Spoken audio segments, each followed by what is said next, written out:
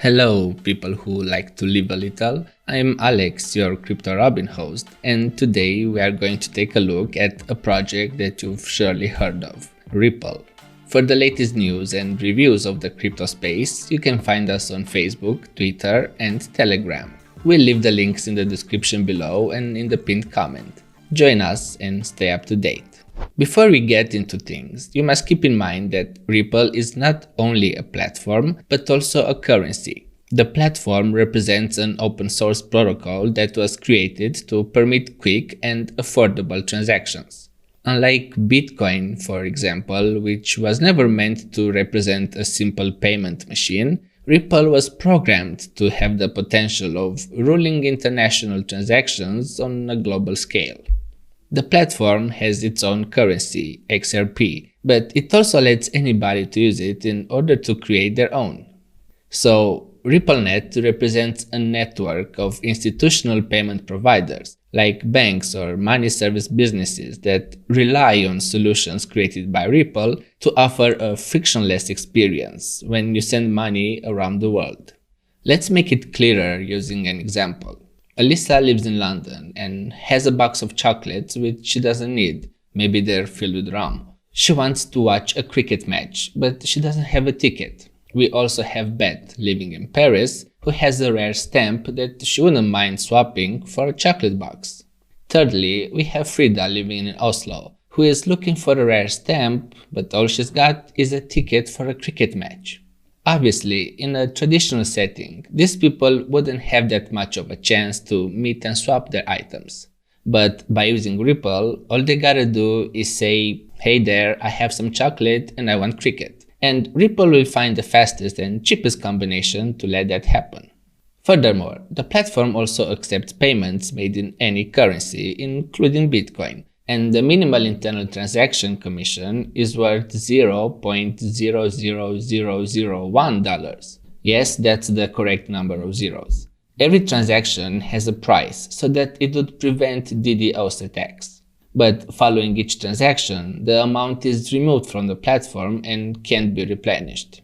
The protocol, as a working prototype, was created way back in 2004, but the real deal only began in 2013 thanks to Jed McCaleb and Chris Larsen. Jed McCaleb is a famous programmer and entrepreneur who co-founded a number of crypto startups such as Ripple, Stellar, and eDonkey, but also crypto exchange Mt. Gox. Chris Larsen is an angel investor and privacy activist who many consider to be the richest person in the crypto world. He has co-founded plenty of startups in the area of online financial services, beginning with an online mortgage lender, eLoan, back in 1996. XRP represents the token used for the transfer of value across the Ripple network. The main objective of XRP is to act as a mediator for other exchanges, both crypto and fiat. You can imagine XRP as being a joker, like the one that can be used to serve as any other card, not a Batman character. In the case that you wish to exchange dollars to euro, it can be dollar with dollars and euro with euros in order to minimize the commission. Unlike the best-known cryptocurrencies like Bitcoin or Ethereum, Ripple doesn't have its own blockchain. That may sound a bit strange. How does it verify transactions and make sure everything is okay if it doesn't have a blockchain? Well, for that, Ripple has created its own technology called the Ripple Protocol Consensus Algorithm, or RPCA.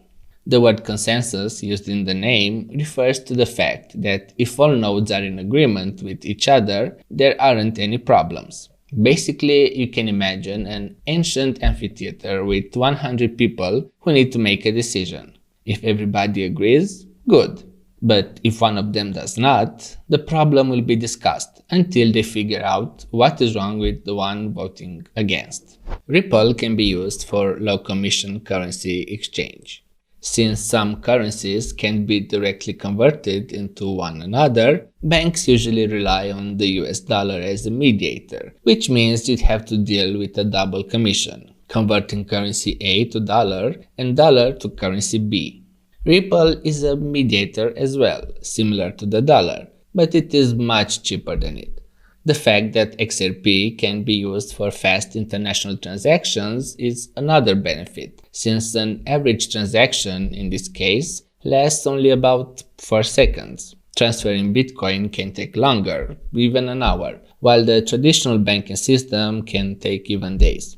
We must also mention one of the most important aspects, which is the payment ecosystem. Basically, you can create your very own cryptocurrency for transactions that are fast and inexpensive.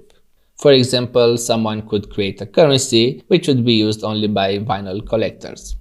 Several banks have begun accepting Ripple over the years, such as Santander, Westpac, NBAD, UBS, Union Credit, and Yes Bank. Of course, as you may have heard, Ripple is not without its detractors. One of the main points of criticism of Ripple is the fact that it is highly centralized, when the entire idea of cryptocurrencies is that they should avoid centralized control. Since the tokens are already minted, Ripple developers have the power of deciding when and how much to release, which makes it similar to investing in a bank. In fact, Ripple Labs owns over half of the total coins. Some say that Ripple can even freeze your transactions. The most famous example of all is when Jed McCaleb himself tried to sell over $1 million worth of Ripple, only for the transaction to be reversed. It is speculated that Jed breached the contract, but even so, the very idea of having the ability of freezing a transaction goes against the most basic idea of a cryptocurrency. But of course, there is one scandal which has plagued XRP for over half a year. The US Securities and Exchange Commission, or SEC, announced it had begun legal proceedings against Ripple Labs, its co-founder Chris Larsen, and its CEO Brad Garlinghouse for allegedly selling unregistered securities. In the lawsuit, the SEC claimed that XRP is not a commodity, but a security, since it was generated and distributed by Ripple Labs in a centralized way, and that it wasn't used by financial institutions for its advertised use cases. The SEC also claimed that Ripple executives sold 14.6 billion units of XRP for over $1.38 billion in order to fund the operations of the company and make themselves richer.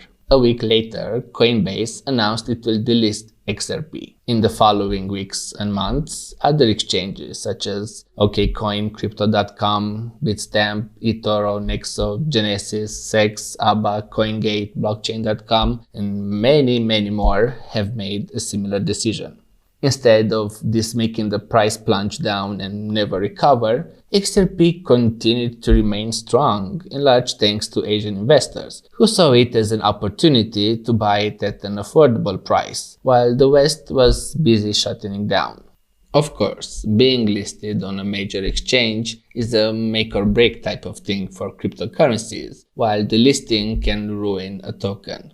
That didn't happen in this case, and you can still find XRP on several big exchanges, such as Abit, Binance, Bitrue, HitBTC, Huobi, and plenty of others. Ripple also plans on going public.